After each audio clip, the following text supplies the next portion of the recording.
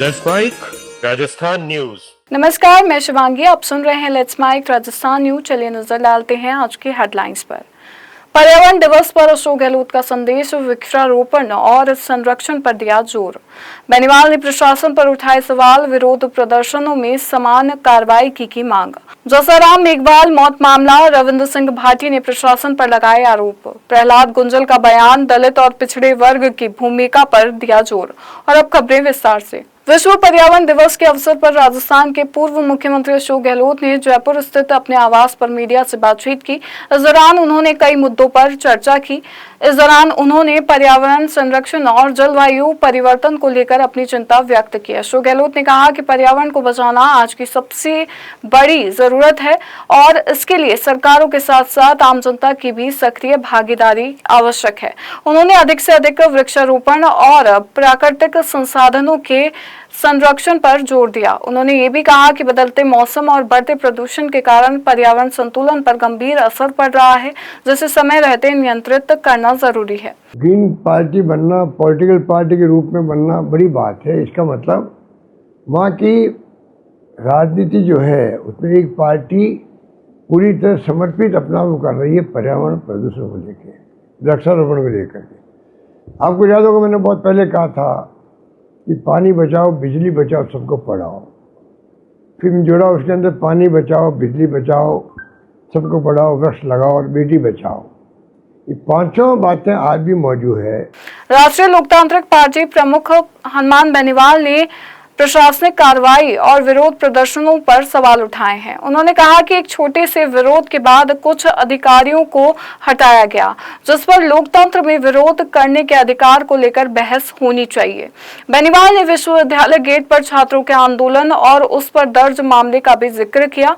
उन्होंने आरोप लगाया कि पुतला जलाने जैसी घटनाओं पर अलग अलग दलों के लिए अलग रवैया अपनाया जा रहा है। उन्होंने कहा कि यदि किसी एक पक्ष पर कार्रवाई होती है तो सभी मामलों में समान रूप से कार्रवाई होनी चाहिए, ताकि किसी तरह का भेदभाव ना दिखे। आप देखिए, मदन जी का छोटा सा विरोध हुआ, 3-4 अधिकारी भटका थे। क्या लोकतंत्र में विरोध करना अपराध है?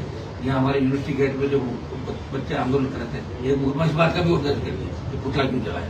तो अब जो बीजेपी वालों ने पुतला जलाया 3 दिन पहले, उनका भी करवा रहे हैं। कांग्रेस जला, सब पे करो मुकदमा। या आरएलपी के लिए कोई नया नियम लेके आए हो कि आरएलपी हल्ला करे तो मुकदमा और दूसरी पार्टियां हल्ला करे तो मिला जुली करती है। ये चल रहा है राजस्थान का। जैसलमेर में गिरल धरना स्थल पर पिछले 2 महीने से धरने पर बैठे श्रमिक मजदूर जसाराम मेघवाल की मौत को लेकर राजनीतिक बयान सामने आया है। रविंद्र सिंह भाटी ने इस घटना पर प्रतिक्रिया देते हुए प्रशासनिक व्यवस्था पर सवाल उठाए हैं। उन्होंने आरोप लगाया कि सरकारी तंत्र की नाकामी और कथित लापरवाही के कारण एक मजदूर को अपनी जान गंवानी पड़ी। उन्होंने कहा कि मजदूर ने विकास कार्यों के लिए अपनी जमीन दी थी, लेकिन रोजगार और न्याय की मांग को लेकर उसे संघर्ष करना पड़ा। माइनिंग शुरू हुई उतन पहली हम आपकी हियर जमीन। अच्छा, पहली अगर टाइम में लेर अजा तक लारला 20-25 साल में ना जो है हियर पूरा परिवार ये माता निर्भर तो आश्रित है। और लारला काफी लंबे समय में ना ये लोगों रो स्वर्गीय जयसाराम जी रो पूरे परिवार रो गांव रो लोगों जो वाजी मांगा ना लेर धनो चलतो 30 दिन तक है पेल बैठा और बाद में यहाँ समाचार करी यार पीड़ा जब दिठी तो वो पीड़ा ना लेर लारली 5 तारीख को लेर आज 5 तारीख तक महीने भर रमीना में सब उठ धरने मत बैठा। बाड़मेर तक भी आया। प्रशासन जो है वो गहरी नींद, प्रशासन गहरी नींद में सूत रहे, निरंकुश हो गया। तानाशाही रवैये के कारण आज जयसाराम जी हमारे बीच में। राजस्थान के कोटा में एक कार्यक्रम के दौरान प्रहलाद गुंजल ने देश के अतीत, सामाजिक संरचना और भविष्य की दिशा को लेकर अपने विचार व्यक्त किए। उन्होंने कहा कि भारत के इतिहास और उसके पुनरुत्थान की कल्पना में दलित और पिछड़ा वर्ग महत्वपूर्ण भूमिका निभा सकता है। उन्होंने ये भी कहा कि देश के सामाजिक और लोकतांत्रिक ढांचे में पिछड़े वर्गों को अपेक्षित सम्मान नहीं मिल पा रहा है, जिस पर गंभीरता से विचार करने की आवश्यकता है। लोहिया जी ने एक बार कहा, ये पिछड़े नहीं, अगर भारत के अतीत की खोज करना चाहते हो,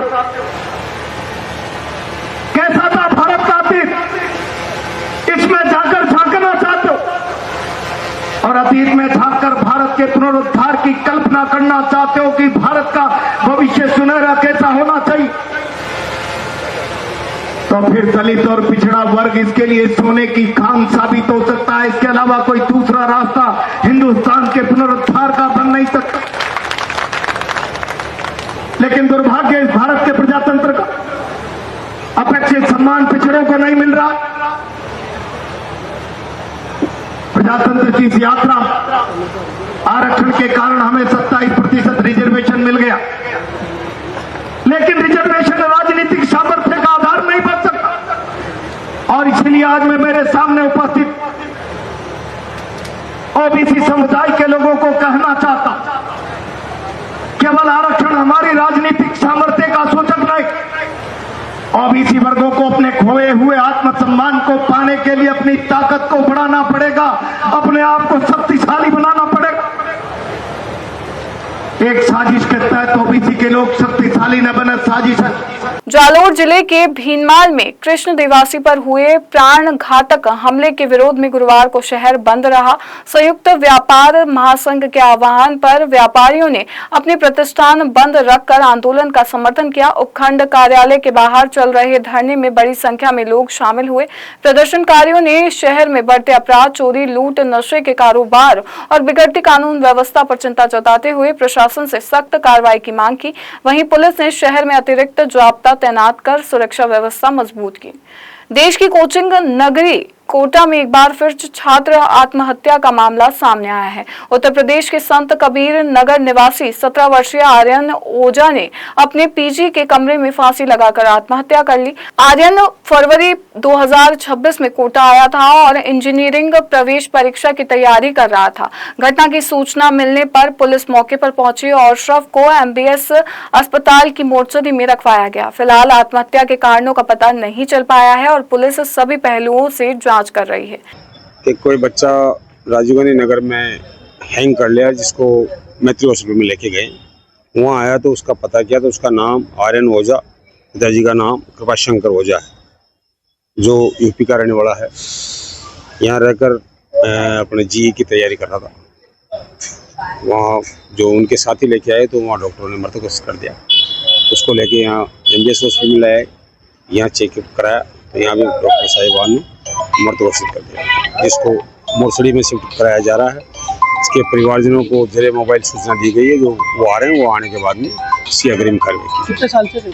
श्रीगंगानगर जिले के रायसिंह नगर में अपर जिला एवं सत्र न्यायाधीश संख्या 1 की अदालत ने एक पुराने एनडीपीएस मामले में फैसला सुनाते हुए आरोपी मनजीत सिंह को 2 वर्ष की कठोर कारावास और 10,000 रुपए अर्थदंड से दंडित किया है। आरोपी को वर्ष 2015 में श्री विजयनगर पुलिस ने 200 ग्राम अफीम के साथ गिरफ्तार किया था। अदालत ने साक्ष्यों और गवाहों के आधार पर आरोपी को दोषी मानते हुए सजा सुनाई। सिरोही जिले के रायपुर ग्राम पंचायत में आयोजित जनसुनवाई कार्यक्रम में जिला कलेक्टर के नहीं पहुंचने से ग्रामीणों में नाराजगी देखने को मिली। ग्रामीणों को उम्मीद थी कि वह अपनी समस्याएं सीधे जिला कलेक्टर के समक्ष रख सकेंगे, लेकिन उनके नहीं आने पर कई लोग निराश लौट गए। बाद में उपखंड अधिकारी और विकास अधिकारी ने जनसुनवाई कर लोगों की शिकायतें सुनी और आवश्यक कार्रवाई का भरोसा दिलाया। राजस्थान कृषि पर्यवेक्षक पटवारी एवं ग्राम विकास अधिकारी संयुक्त समन्वय समिति ने सरकार को ज्ञापन सौंपकर अवकाश के दिनों में लगातार कार्य लिए जाने पर विरोध जताया है। समिति का कहना है कि कर्मचारियों पर मानसिक और शारीरिक दबाव बढ़ रहा है। मैं शिवांगी लेट्स माइक के स्टूडियो से जुड़े रहिए हमारे साथ। राजस्थान न्यूज में रोज शाम 4 बजे नॉन स्टॉप न्यूज को रेडियो पे सुनने के लिए डाउनलोड करें लेट्स माइक ऐप। नमस्कार। आप सुन रहे थे let's mike more than radio. Follow कीजिए हमें हमारे सोशल मीडिया प्लेटफॉर्म्स पर।